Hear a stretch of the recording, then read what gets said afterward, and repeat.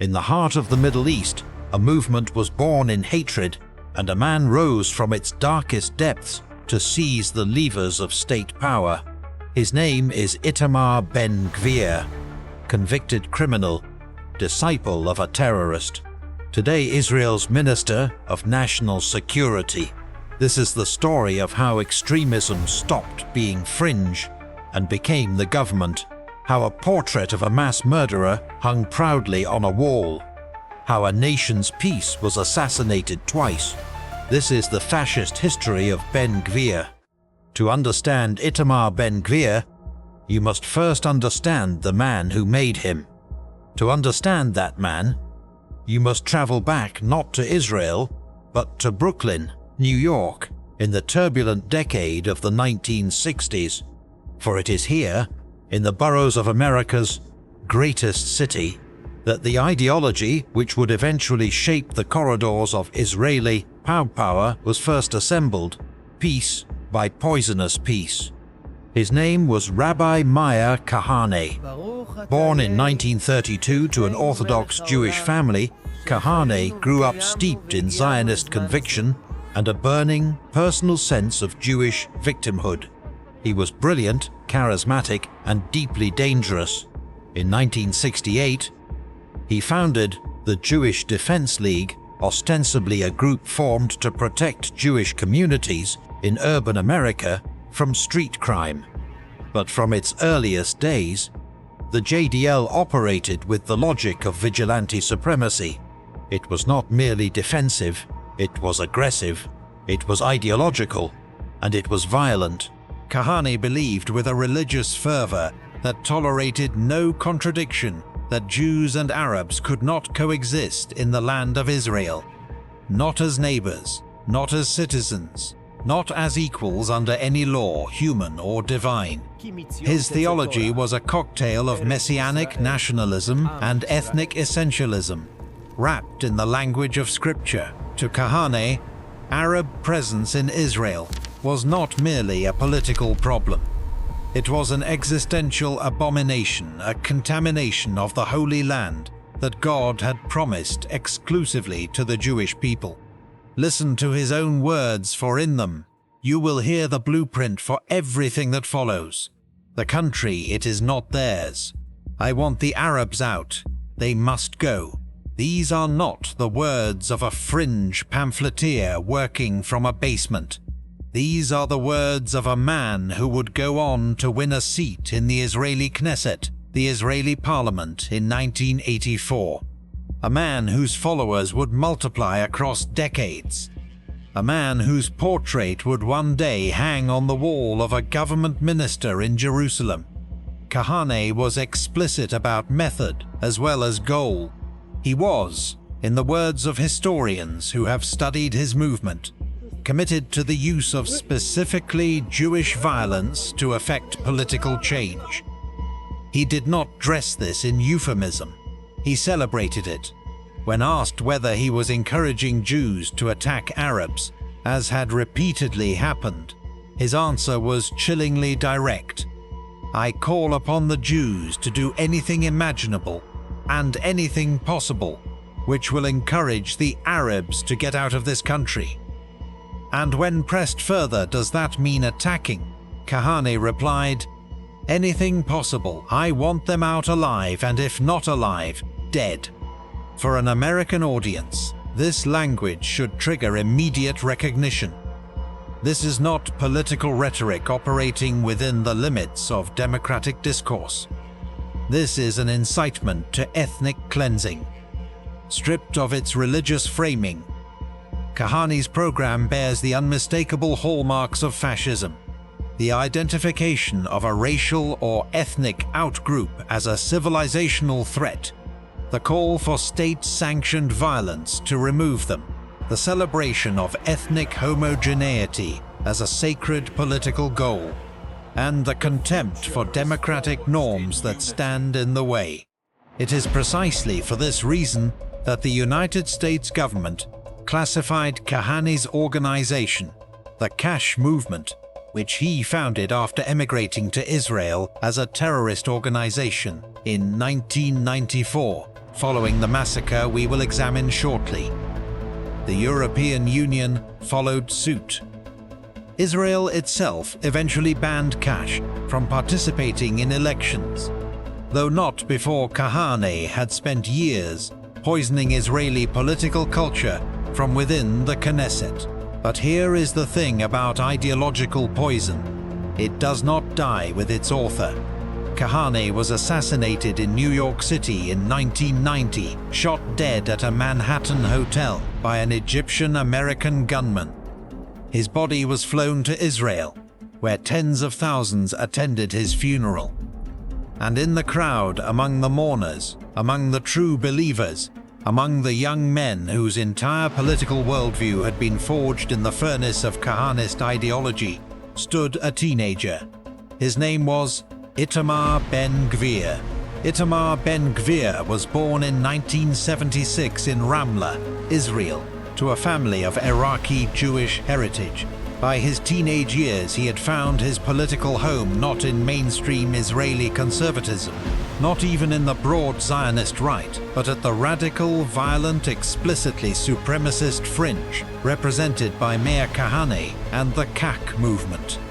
Ben Gvir did not stumble into extremism. He embraced it with the zeal of a convert and the loyalty of a disciple. While other Israeli teenagers were navigating high school, Ben Gvir was becoming one of the most recognizable young faces of the Kahanist movement. He attended rallies, he organized, he agitated. He wore his extremism like a badge of honor, and he did so at precisely the moment when the consequences of that extremism were being written in blood. Because Meir Kahane did not only produce ideas, he produced killers. On the morning of February 25, 1994, a Jewish-American settler named Baruch Goldstein walked into the Cave of the Patriarchs in the city of Hebron, one of the holiest sites in Islam, while hundreds of Palestinian Muslim worshippers were engaged in Ramadan prayers. Goldstein was dressed in his Israeli army uniform. He was carrying an assault rifle. He opened fire. By the time he was overpowered and killed by the surviving worshippers, Goldstein had murdered 29 Palestinians and wounded more than 125 others. It was a cold-blooded, premeditated act of mass murder, a terrorist atrocity carried out in a house of worship against unarmed civilians in the act of prayer. Baruch Goldstein was not an isolated madman who had read the wrong books. He was a product, a deliberate ideological product, of the Kahanist movement. He was a settler living in the Hebron settlement community. He had been a follower of Kahane. He had absorbed the teaching that Arab life was worth less than Jewish life, that Arab presence in the Holy Land was an abomination, that violence, specifically Jewish violence, was a legitimate, even sacred tool for demographic transformation. The international community reacted with horror and condemnation. Israel's government condemned the massacre. Kash was banned, Goldstein was buried, and in the Hebron settlement community, in the very settlement from which Goldstein had emerged to commit his massacre, a shrine was built. A tomb of Baruch Goldstein was constructed, where for years settlers came to pay their respects, to place stones, to honor the memory of a mass murderer as a martyr and a hero. And on the wall of Itamar Ben Gvir's home in the illegal settlement of Kiryat Arba, adjacent to Hebron, hung a portrait of Baruch Goldstein, not hidden, not displayed privately, in shame or in secret, hung on the wall, a declaration, a statement of values. A man who had murdered 29 people at prayer was Ben Gvir's hero, displayed in his living room for all to see. This is not ancient history. This portrait hung in Ben Gvir's home well into his adult political life. It was only removed, reportedly, after he entered mainstream electoral politics and the optics became too inconvenient. But you cannot erase what a portrait reveals about a man's soul. Ben Gvir did not admire Goldstein despite the massacre. He admired Goldstein because of what Goldstein represented: the willingness to use lethal violence in the service of ethnic supremacy. This is the man who today controls Israel's police force. In the United States, we are accustomed to the principle that a criminal conviction, particularly one involving incitement to violence or support for terrorism, constitutes a meaningful barrier to holding public office. We debate its applications constantly. We wrestle with its nuances. But the underlying principle that the state should not place the levers of its security apparatus in the hands of those who have been judged by a court of law to have incited violence or supported terrorism is broadly held. In Israel, that principle was abandoned. Itamar Ben Gvir has been convicted by Israeli courts, not foreign courts, not courts he could dismiss as politically motivated enemies, Israeli courts, operating under Israeli law, of incitement to racism and support for a terrorist organization. That organization was Kach, the Kahanist movement, designated a terrorist group by the United States, by the European Union, and by Israel itself. Let that settle for a moment. The state of Israel, the state Ben Gvir claims to represent and to defend, determined through its own legal process that Ben Gvir had crossed lines sufficient to constitute criminal offense. He was convicted. He served the legal consequences of that conviction. And then, decades later, he became the Minister of National Security, with direct command authority over the Israeli police. This is not a theoretical contradiction. It is not a rhetorical irony deployed for effect. It is a concrete description of political reality in Israel as it exists today. The man responsible for overseeing law enforcement in Israel is a man whom Israeli law once judged to be a criminal for inciting racism and supporting terrorism. To understand how this happened, how a society travels from convicting a man of these offenses to handing him control of its police, we must turn to a political partnership that has defined Israeli politics for 3 decades. We must talk about Benjamin Netanyahu. Benjamin Netanyahu is, by any objective measure, one of the most consequential political figures of the late 20th and early 21st centuries. He has served as Israel's Prime Minister on 6 separate occasions, more than any other leader in the nation's history. He is brilliant, strategic, and possessed of an almost supernatural political resilience. He has survived scandal after scandal, investigation after investigation, indictment after indictment. He has outlasted enemies and allies alike. He has also, over the course of his political career, done more than any single individual to normalize, legitimize, and empower the Israeli far right, including figures like Itamar Ben Gvir.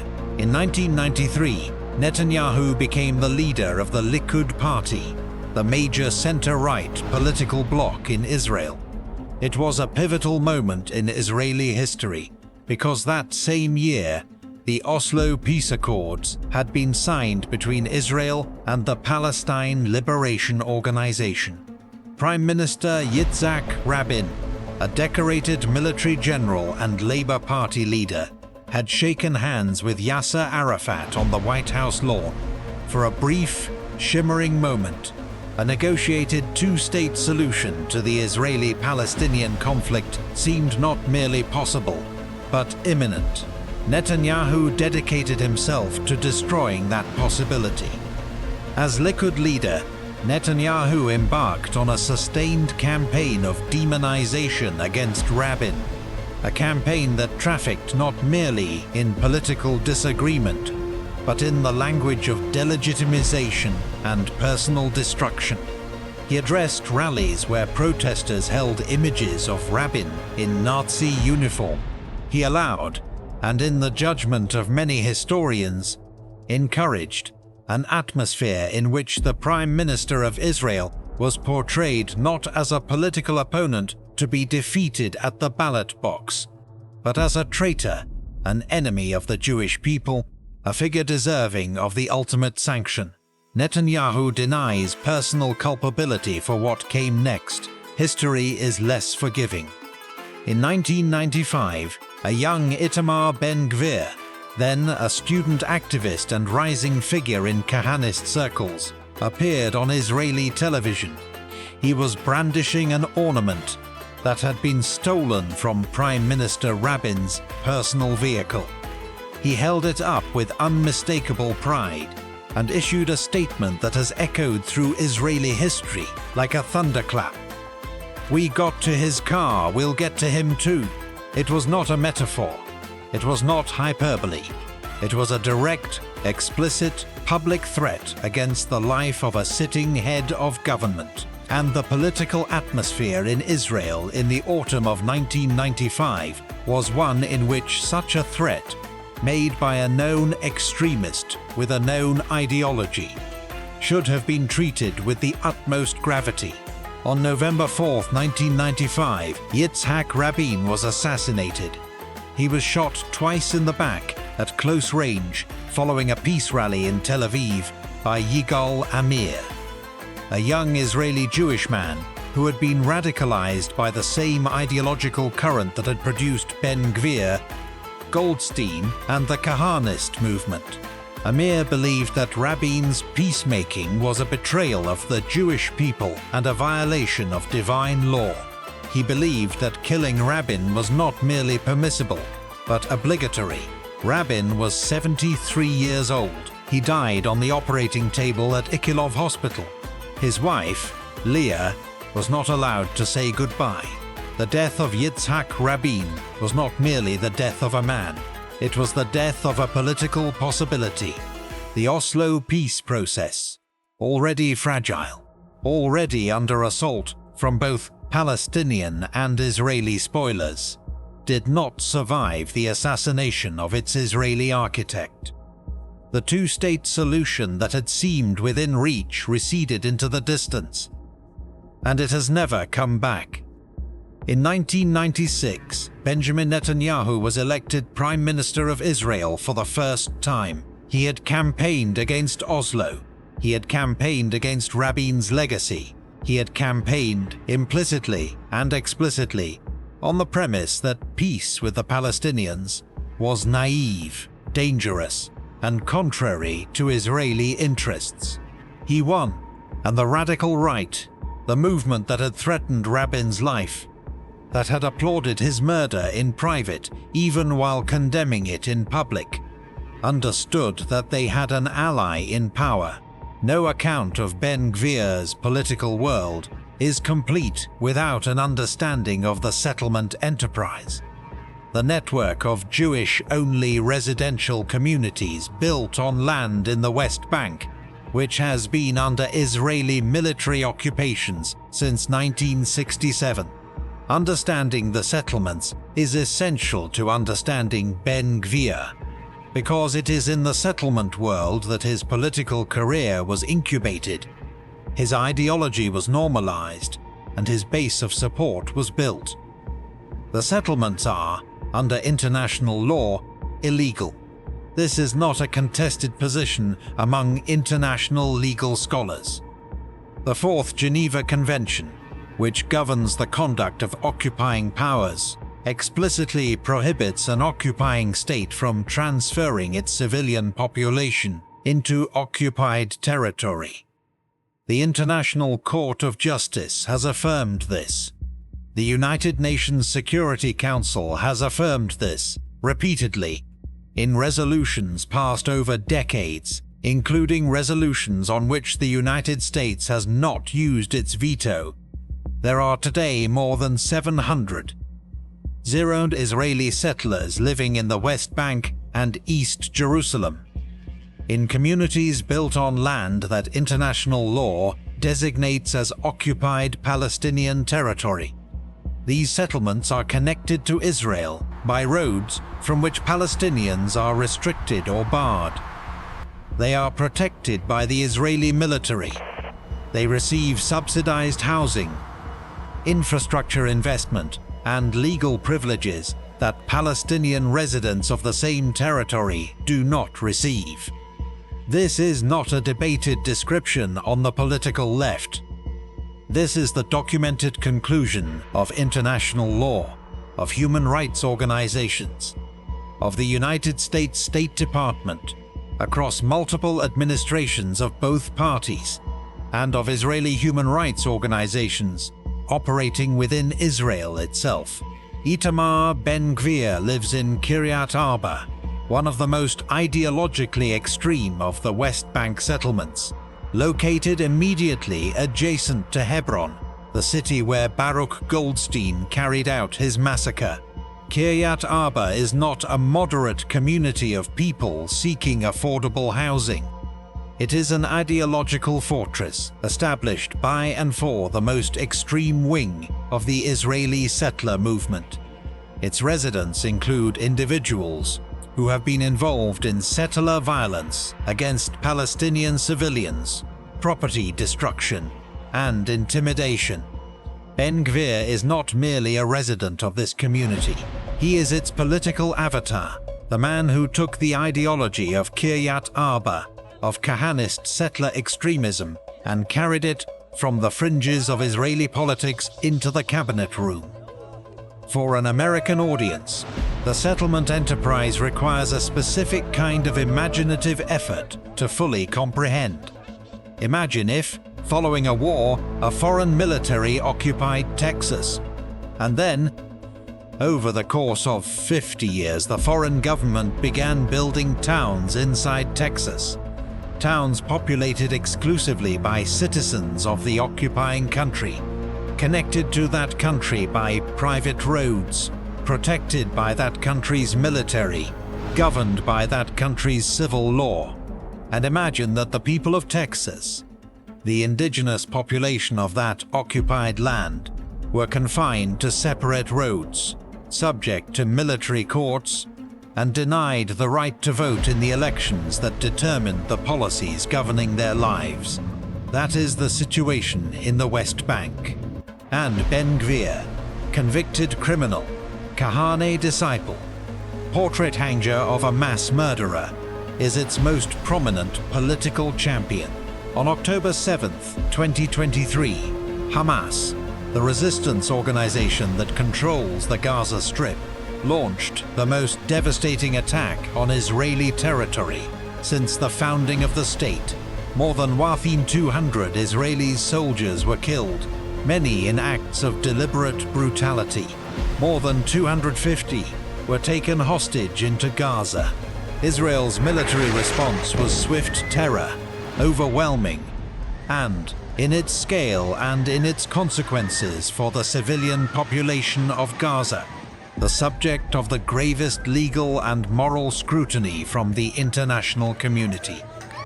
By the time of this documentary's production, more than 50,000 Palestinians had been killed in the Gaza military campaign, a figure that includes thousands of children. More than 1 million people had been displaced. Gaza's entire healthcare infrastructure had been devastated. Famine conditions had been documented by UN agencies and international humanitarian organizations. The International Court of Justice, the highest court of the United Nations, ruled in January 2024 that there was a plausible case that Israel's conduct in Gaza constituted genocide under the Genocide Convention and ordered interim measures. The case continues. Into this catastrophe, Itamar Ben Gvir has not brought restraint or statesmanship. He has brought acceleration. Ben Gvir has publicly and repeatedly called for the permanent reoccupation of Gaza and the re-establishment of Israeli settlements in the territory. Settlements that Israel withdrew from in 2005. he has called for policies toward Palestinian prisoners that international human rights organizations have characterized as torture adjacent. He has made statements suggesting that the deaths of Palestinian civilians are an acceptable or even desirable cost of military operations. He has attended rallies where Israeli settlers and far-right activists have called for the forced expulsion of all Palestinians from Gaza, for what amounts, under the definitions used by international law and historical scholarship, to ethnic cleansing. He has not condemned these calls. He has legitimized them. In a cabinet meeting in the spring of 2024, Ben Gvir and Finance Minister Smotrich were reported to have pushed for a military response in Gaza of such intensity that it would create conditions for mass displacement, encouraging the exit of the Palestinian population from the territory. The mechanism changes. The goal, the removal of Arabs from land coveted by Jewish supremacists, is the same goal that Kahane articulated in Brooklyn in the 1960s. The same goal for which Baruch Goldstein killed 29 worshippers in 1994.